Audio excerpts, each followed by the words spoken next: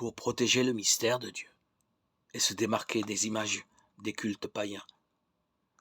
Le premier commandement déclarait: tu ne te feras aucune image de Dieu, Exode 24. Mais comme Dieu en Jésus-Christ a pris un visage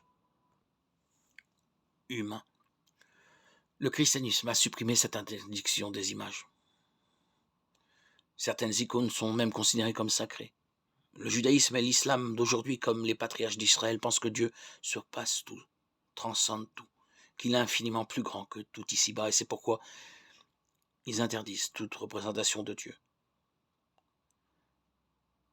Dans le christianisme, l'interdiction d'image par référence au Christ s'est assouplie dans le IVe siècle et fut supprimée par son incarnation. Dieu n'est plus non représentable depuis Jésus. Nous pouvons nous faire une image de ce qu'il est.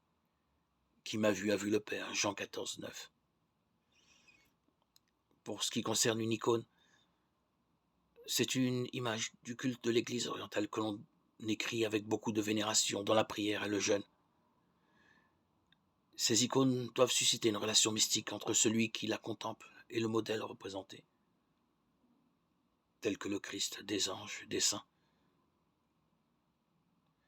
Il nous suffit quelquefois de contempler le visage de Jésus à travers nos lectures de l'Évangile. Et nous découvrons, au fil de nos lectures, son visage. Nous voyons vraiment qui est ce Dieu et comment est Dieu. L'Évangile est le meilleur reflet, la meilleure image que l'on puisse se donner de Dieu. Chacun selon sa façon de penser à Dieu, d'imager Dieu.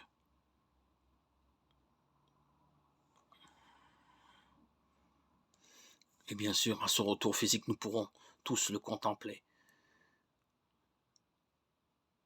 tel qu'il est, tel qu'il a été.